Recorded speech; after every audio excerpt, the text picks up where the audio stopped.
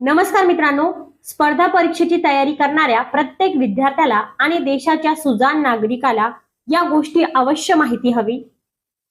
भारतीय राज्यघटनेने आपल्या देशाला चालवण्यासाठी अनेक सर्वोच्च आणि महत्त्वाची पदे निर्माण केली आहेत, जसे की राष्ट्रपती, पंतप्रधान, राज्यपाल आणि मुख्य न्यायाधीश। पण तुम्हाला माहिती आहे का, या पदांवर बसण्यासाठी नक्की पात्रता काय लागते? राष्ट्रपती होण्यासाठी किमान वय किती असावे लागते आणि कोणत्या पदासाठी वयाची कोणतीही अट नसते?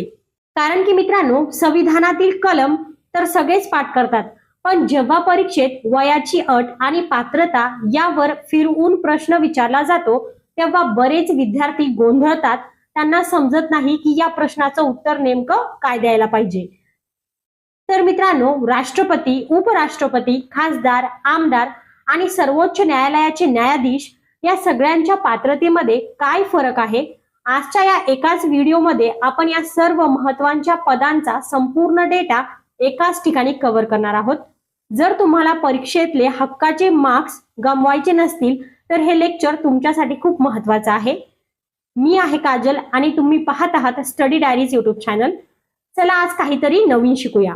तर मित्रांनो, जे विद्यार्थी लॉ सीईटी 2027 किंवा एमपीएससी, यूपीएससी या परीक्षेची तयारी करत असाल तर त्या विद्यार्थ्यांना परीक्षेमध्ये 100% भारतीय राज्यघटना यावरती प्रश्न विचारले जातात।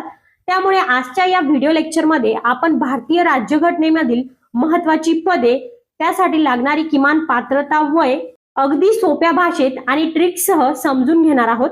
आणि त्याचबरोबर प्रमुख पदावरील व्यक्तीचा कार्यकाल किती असतो, सेवानिवृत्तीचे वय किती असते, भारतीय राज्यघटनेतील काही महत्त्वाच्या तरतुदी कोणकोणत्या आहेत आणि भारतीय राज्यघटनेमधील महत्त्वाच्या घटना दुरुस्त्या हे कोणकोणत्या आहेत, तर या सर्व गोष्टी आपण वन बाय वन डिस्कस करणार आहोत।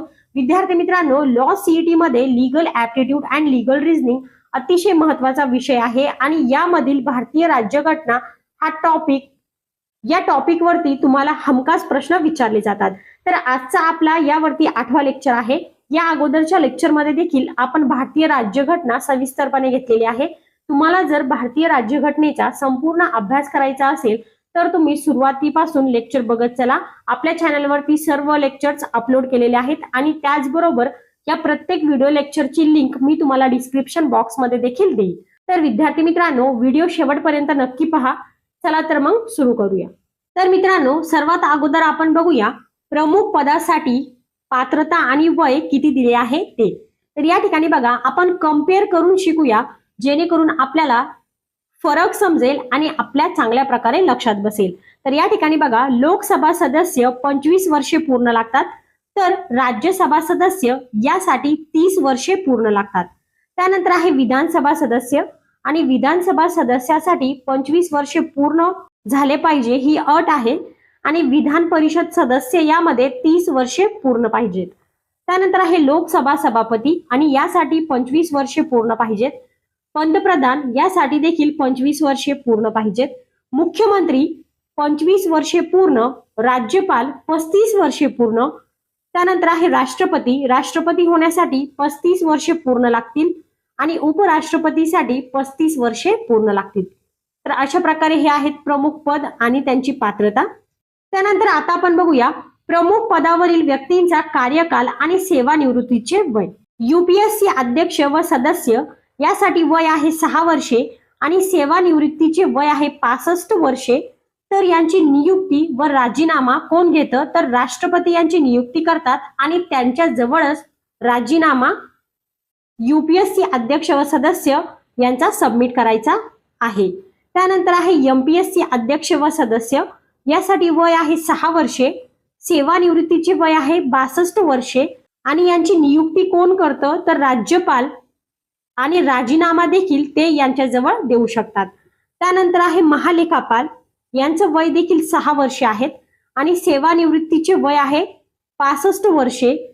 यांची नियुक्ती म्हणजेच की महालेखापालची नियुक्ती राष्ट्रपती करतात आणि राष्ट्रपती जवळच हे त्यांचा राजीनामा देऊ शकतात। त्यानंतर आहे निवडणूक आयोग, आणि यांचा देखील कार्यकाल आहे 6 वर्षे, सेवानिवृत्तीचे वय आहे 65 वर्षे आणि मित्रांनो यांची नियुक्ती राष्ट्रपती करतात आणि ते त्यांचा राजीनामा म्हणजेच की निवडणूक आयोग त्यांचा राजीनामा राष्ट्रपतीकडे देऊ शकतात.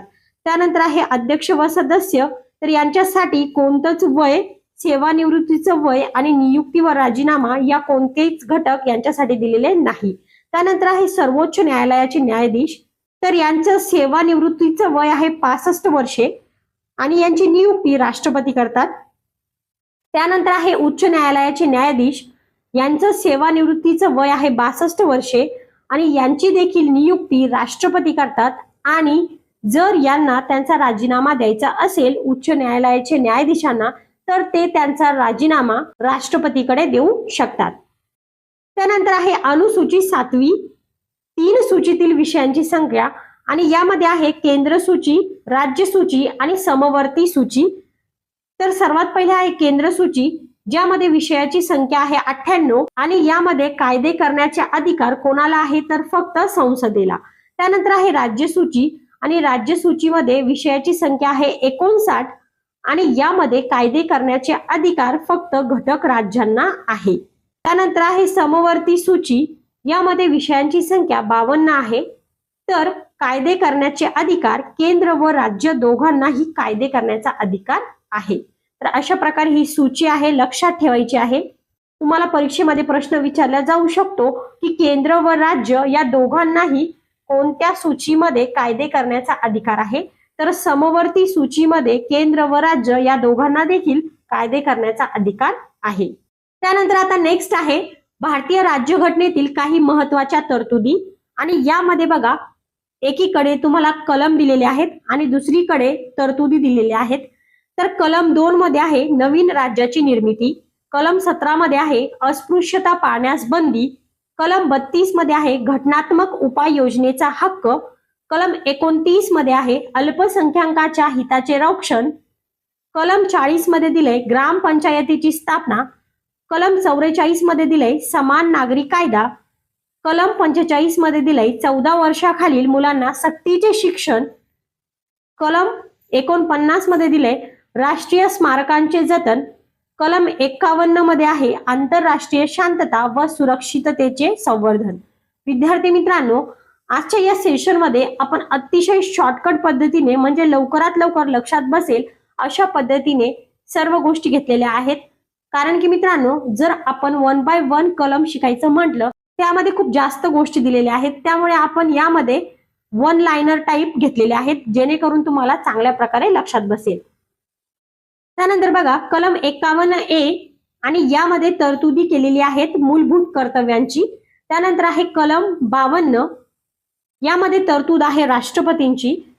कलम 61 यामध्ये आहे महाभियोग, कलम 63 यामध्ये आहे उपराष्ट्रपती, कलम 72 यामध्ये आहे राष्ट्रपतींचा क्षमादानाचा अधिकार. त्यानंतर आहे कलम 79 यामध्ये आहे संसद, कलम 80 यामध्ये आहे राज्यसभा, कलम 81 यामध्ये आहे लोकसभा, कलम 110 यामध्ये आहे अर्थ विधेयकाची व्याख्या. त्यानंतर आहे कलम 123 आणि यामध्ये दिले राष्ट्रपतींचा वट हुकूम काढण्याचा अधिकार. तर अशा प्रकारे या सर्व कलम दिलेले आहेत. तुम्ही स्क्रीन पॉज करून देखील बघू शकता किंवा एके ठिकाणी लिहून घ्या, जेणेकरून तुम्हाला अभ्यासाला सोपं जाईल. त्यानंतर नेक्स्ट आहे कलम 124 आणि यामध्ये सांगितलंय सर्वोच्च न्यायालय. कलम 143 मध्ये आहे राष्ट्रपती सर्वोच्च न्यायालयाचा सल्ला घेऊ शकतात. कलम 148 यामध्ये आहे नियंत्रक व महालेखा परीक्षक. कलम 163 आणि यामध्ये केलेली तरतूद आहे राज्यपालांचा स्वविवेकाधिकार. त्यानंतर आहे कलम 165 आणि यामध्ये आहे राज्याचा महाधिवक्ता. कलम 170 विधानसभेची रचना, कलम 171 विधान परिषदेची रचना, कलम 213 राज्यपालाची वट हुकूम काढण्याचा अधिकार, कलम 214 घटक राज्यासाठी उच्च न्यायालय आणि कलम 233 यामध्ये आहे जिल्हा न्यायालय. तर अशा प्रकारे या सर्व कलम आहेत. त्यानंतर आहे कलम 241 आणि यामध्ये आहे केंद्रशासित प्रदेशासाठी उच्च न्यायालय. कलम 280 वित्त आयोग, कलम 312 अखिल भारतीय सेवा, कलम 315 यामध्ये तरतूद केलेली आहे केंद्र व राज्य लोकसेवा आयोगाची. त्यानंतर आहे कलम 324 यामध्ये आहे निवडणूक आयोग. कलम 352 राष्ट्रीय आणीबाणी, कलम 356 राष्ट्रपती राजवट, कलम 360 यामध्ये आहे आर्थिक आणीबाणी, कलम 361 राष्ट्रपती राज्यपाल यांना संरक्षण देण्याची जे तरतूद आहे ते यामध्ये आहे. त्यानंतर आहे कलम 368 आणि यामध्ये आहे घटना दुरुस्ती. तर विद्यार्थी मित्रांनो, अशा प्रकारे या सर्व कलम दिलेल्या आहेत. त्यानंतर आता आपण बघूया भारतीय राज्यघटनेमधील महत्त्वाच्या घटना दुरुस्त्या कोणकोणत्या आहेत त्या.